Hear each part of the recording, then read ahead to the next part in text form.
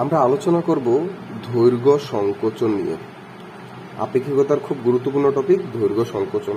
তো আমরা যদি দৈর্ঘ্য সংকোচনের কথা বলতে চাই, তাহলে আমরা ধরে নিলাম যে আমাদের পৃথিবীর দৈর্ঘ্য L0, আর পৃথিবীর দৈর্ঘ্যকে আমরা কি বলতে পারি?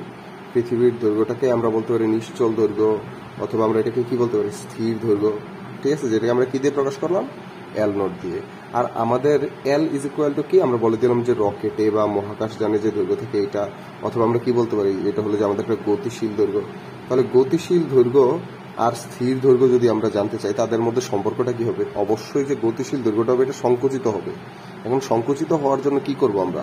সংকুচিত হওয়ার জন্য আমরা লিখতে পারি L is equal to L0 divided by gamma.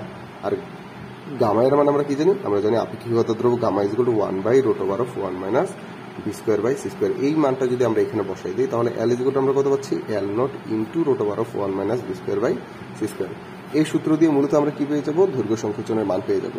এবং এই সূত্রের মধ্যে L0 এর মান আমরা যে কোনো একটা যদি বসাই, ভি এর মান যদি আমরা আলোর কাছাকাছি বসাই, সুতরাং এই যে L এর মানটা আসবে, গতিশীল দৈর্ঘ্য আসবে, এটা অবশ্যই ছোট আসবে। এখন এই দৈর্ঘ্য সংকোচনের একটা গুরুত্বপূর্ণ প্রয়োগ হলো কি, যে এর মাধ্যমে আমরা ক্ষেত্রফলের ম্যাথ করতে পারি, আয়তনের ম্যাথ করতে পারি। তো আমরা যদি একটু ক্ষেত্রফলের ম্যাথ দেখার চেষ্টা করি, আমরা ধরে নিলাম যে এখানে একটা কি দেয়া আছে? বর্গ দেয়া আছে। বর্গের দৈর্ঘ্য দেয়া আছে L0, প্রস্থ দেয়া আছে L0, এবং বর্গটা x অক্ষ বরাবর গতিশীল। ঠিক আছে, তাহলে এই x অক্ষ বরাবর গতিশীল হওয়ার কারণে কত বেগে গতিশীল? ভি বেগে গতিশীল। গতিশীল হওয়ার কারণে এই যে x অক্ষের দিকে যে L0 দৈর্ঘ্য ছিল, এটার মানের পরিবর্তন হয়ে হবে কত? L।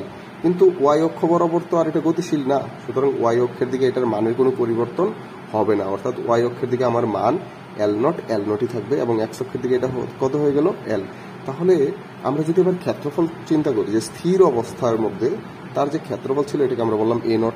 A0 is equal to কত? L0 into L0। মানে আমরা কি পেয়ে গেলাম? আমরা হলো যে স্থির দৈর্ঘ্য বা পৃথিবীর দৈর্ঘ্য পেয়ে গেলাম। এবার এটাকে যদি আমরা গতিশীল অবস্থায় বের করতে পারি, আমরা বলবো এ ইজ ইকুয়াল টু কত? দৈর্ঘ্য L ইন্টু প্রস্থ L0। আর এইভাবে আমরা কি পেয়ে গেলাম? গতিশীল ক্ষেত্রফল পেয়ে গেলাম। তাদের মধ্যে যদি আমরা পার্থক্যের কথা বলি, এটা কি হবে? Del A is equal to কত হবে? ইজ ইকুয়াল টু হবে আমাদের A0 মাইনাস এ। আর এইভাবে আমরা কি পেয়ে যাই? ক্ষেত্রফলের পরিবর্তন।